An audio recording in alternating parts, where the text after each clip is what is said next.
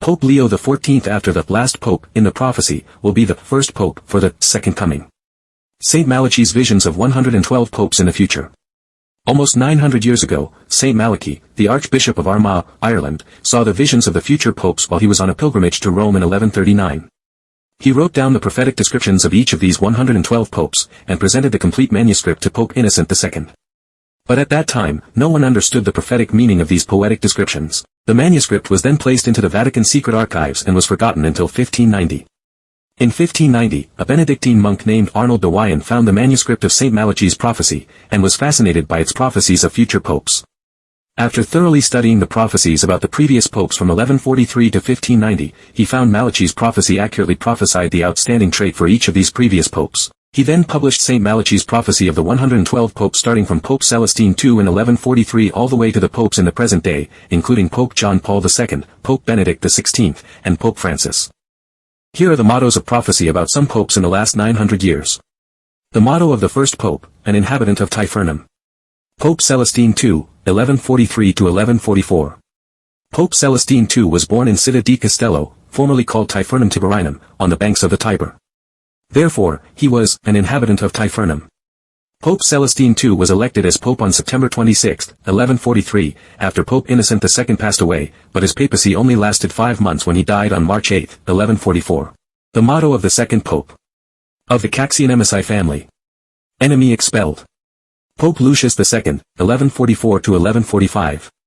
Pope Lucius II had the name of Gerard Caxianemesi dall'Orso, before he was elected as the pope on March 9, 1144. This motto refers to his family name. However, it also has a prophetic meaning. In Italian, cacciare means to drive out, and nemesi means enemies. In September 1144, the Roman Senate rebelled against the Pope, driving out the papal prefects and establishing the Commune of Rome. In February 1145, Pope Lucius II led a small army back to fight against the Senate, but he was injured in the battle and died. The motto of the 104th Pope. Religion destroyed/depopulated. Pope Benedict XV, 1914 to 1922. Pope Benedict XV was elected as the Pope in September 1914, and his pontificate was largely overshadowed by World War I, 1914 to 1918, which caused about 10 million military dead and over 20 million wounded, plus some 10 million civilian dead from causes including genocide. The Spanish flu pandemic, 1918 to 1920, also caused about 25 million deaths and over 500 million infected. In October 1917, Lenin led the Bolshevik Revolution in Russia to start the communist revolutions across the world. The Communist Revolution was the largest anti-God rebellion and religious persecution in human history. The motto of the 110th Pope, the labor, eclipse, of the sun. Pope John Paul II, 1978 to 2005. Pope John Paul II was born on May 18, 1920, on the day of a solar eclipse, and his funeral also took place on the day of a solar eclipse on April 8, 2005. Pope John Paul II worked like the sun circling the earth in his evangelical travels around the world, and he brought the light of Christ, the Son of Righteousness, to the former communist countries in Eastern Europe, which eventually led to the collapse of the communist regimes in Eastern Europe and in the former Soviet Union, to end the Cold War and the communism in Europe. The motto of the 111th Pope, the glory of the olive. Pope Benedict XVI, 2005 to 2013. Pope Benedict XVI took his name from Saint Benedict, whose order was known as the Olivetans. Before being elected as the Pope in 2005, Joseph Aloysius Ratzinger had been the Dean of the College of Cardinals for the Doctrine of the Faith since 1981. He was described as the main intellectual force in the Church to bring the Church back to the traditional Catholic doctrines and the teaching of Jesus Christ. In the Bible, Jesus preached his famous sermon about the end time on the Mount of Olives. The glory of the olive also refers to the sermon of Jesus Christ. The motto of the 112th Pope, Petrus Romanus, Peter the Roman. Pope Francis, 2013 to 2025. Pope Francis, Jorge Mario Bergoglio, was born on December 17, 1936, in Flores, a neighborhood of Buenos Aires in Argentina. His parents were immigrants from Italy, thus he has the Roman bloodline from his parents with Italian origin. On March 13, 2013, he was elected as the Pope of the Catholic Church. He chose Francis as his papal name in honor of Saint Francis of Assisi. Saint Francis had the middle name of Pietro, which means Peter. Thus, Pope Francis was spiritually Peter the Roman. The last pope before the end. In the description of this last pope in the prophecy, Saint Malachy wrote, "In the final persecution of the Holy Roman Church, there will sit Peter the Roman, who will pasture his sheep in many tribulations, and when these things are finished, the city of 7 hills, Rome, will be destroyed, and the dreadful judge will judge his people. The end. This matched the prophecy of the apocalypse before the second coming in the Bible. From Peter the Apostle to Peter the Roman. In the Bible, Jesus told Peter the Apostle, "And I tell you that you are Peter, and on this rock I will build my church, and the gates of Hades will not overcome it. I will give you the keys of the kingdom of heaven. Whatever you bind on earth will be bound in heaven, and whatever you loose on earth will be loosed in heaven." Matthew 16 verses 18 to 19. Jesus gave Peter the authority to establish the first church of Christ on earth, and Peter became the first pope of the Holy Roman Church. Hence, Peter the Apostle was actually the first, Peter the Roman. In St. Malachy's prophecy of 112 popes, the last pope of the Catholic Church would have the same title of Peter the Roman as the first pope of the Catholic Church, Peter the Apostle. This completed the lineage of the papal authority given by Jesus Christ from the first, Peter the Roman, to the last, Peter the Roman. This prophecy also stated that when the last pope finished his mission on earth, the dreadful judge would come to judge the world at the end. This prophesied that the second coming would occur after Pope Francis finished his job as the last pope. From the last pope of the first coming, to the first pope of the second coming. Now, as Pope Francis, the last pope of the first coming in St. Malachy's prophecy, passed away, Pope Leo XIV will be the first pope of the second coming for the new millennium. The 2,000-year lineage of the first stage of the papal authority, starting from Peter the Apostle during Christ's first coming, has been completed with Pope Francis as its last pope. Pope Leo XIV will start the second stage of the papal authority from the second coming of Christ, to reign with Christ 1,000 years, for the new millennium as prophesied in Revelation 20 verses 1 to 6. The prophecy of the second coming in the Bible. The second child in the Bible for the second coming. Many people anticipated the second coming of Christ to be a supernatural phenomenon of Christ coming down from the sky with thousands of angels following him. However, that scene only occurred in the spiritual realm, not in our physical world. The real second coming in our physical world started with the birth of the second child in the Bible, who would be born under the reign of the red dragon as prophesied in chapter 12 of the book of Revelation 12 verse 5. After this second child in the Bible grew up, he would come to the land of great eagle, Revelation 12 verse 14, and be spiritually awakened in the state of Zion, as that lamb standing on Mount Zion, prophesied in the book of Revelation 14 verse 1. There would be 144,000 redeemed saints who would follow the Lamb, the Christ Messiah of the second coming, and learn that new song of the second coming for the new millennium. Revelation 14 verses 1 to 5. The new revelation of the eternal gospel for the new millennium. As the three angels proclaimed in the book of Revelation, there will be a new revelation of God on the eternal gospel for every nation, tribe, language and people. Revelation 14 verse 6. This new revelation of the eternal gospel for all nations will reveal the big picture of the Word of God, behind all the past revelation of God in the major religions in the world, from the east to the west, to eliminate the religious conflicts in the world, and bring the full blessing of God for the new millennium of peace and wisdom. Just as Jesus Christ brought the New Testament of God in his first coming, the Messiah of the second coming will also bring forth the new Millennium Testament for the new millennium. This new revelation of the eternal gospel will be the new Millennium Testament for the new millennium.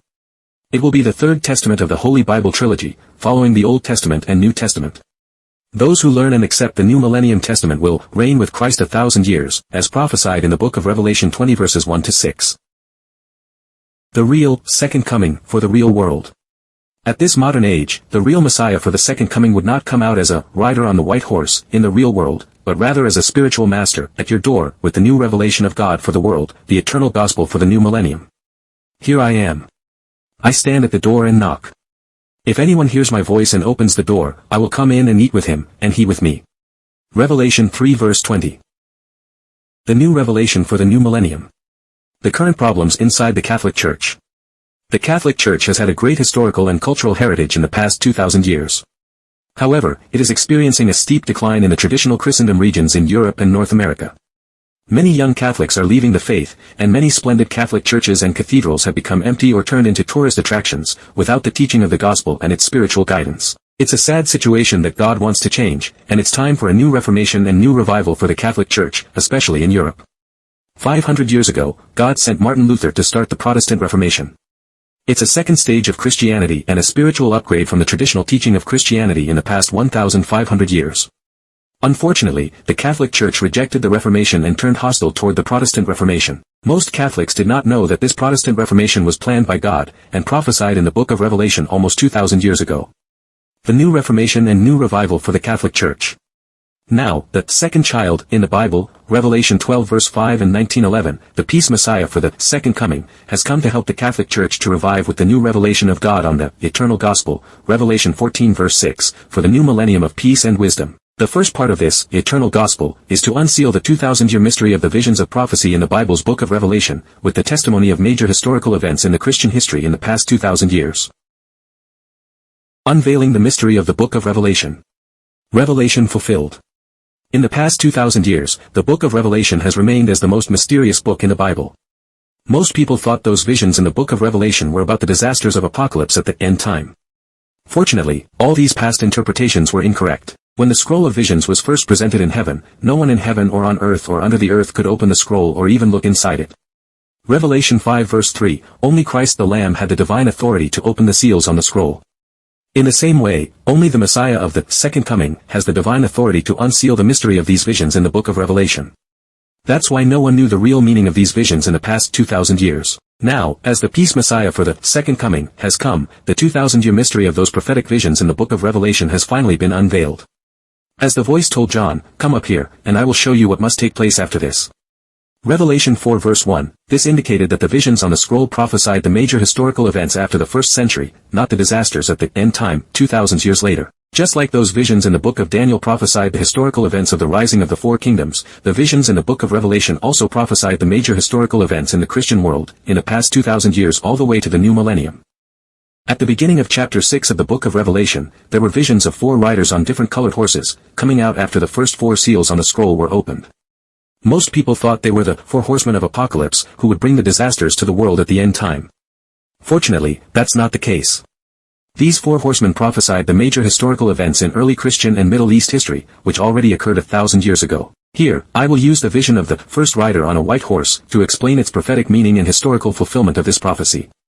The first vision on the scroll is, a rider on a white horse who held a bow and was given a crown, and he rode out as a conqueror bent on conquest. Revelation 6 verse 2.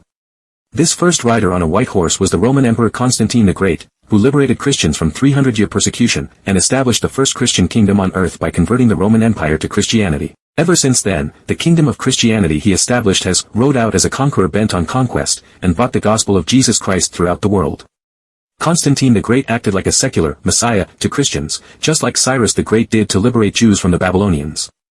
Isaiah 44-45, therefore, he was prophesied as the rider on a white horse, in this vision, same as the Messiah for the second coming, prophesied in the book of Revelation 19 verse 11. Here are some major historical events prophesied in the book of Revelation. The Roman Emperor Constantine the Great converting the Roman Empire to Christianity, and the papal authority of the Catholic Church. The rising of Islam by sword and the spread of Islam through trade. The Crusade, the Black Death and the Mongol invasions. The persecution of the Inquisitions and the Protestant Reformation. The Exodus to the New World and the birth of the United States. The French Revolution, Napoleon Bonaparte and the Napoleonic Wars. The rising of Mormonism in the United States and Baha'ism in Iran. The American Civil War and World War I and II. The Communist Revolution and the end of the Cold War. The birth and spiritual awakening of the second child in the Bible, and the new revelation of the eternal gospel. The September 11th, the war in Iraq and the wars in the Middle East. The anti-Christian persecution and the de-Christianization of the West.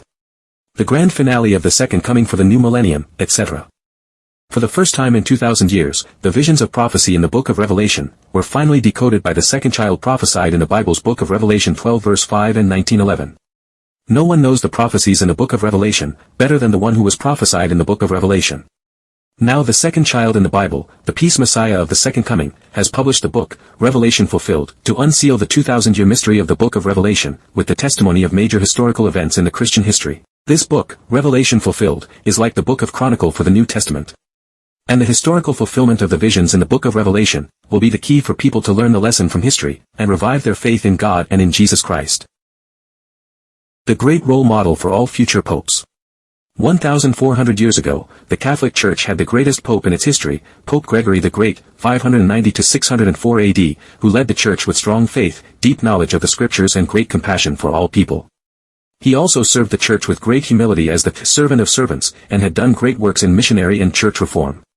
He was considered as the great doctor of the Church and the founder of the medieval papacy. For his great works as the Pope and great love for the people, Christ gave him the iron scepter to rule over the nations, Revelation 2 verse 27, which gave the Roman Catholic Church 1,000-year authority over the Christian world, until it fell astray at the late medieval age.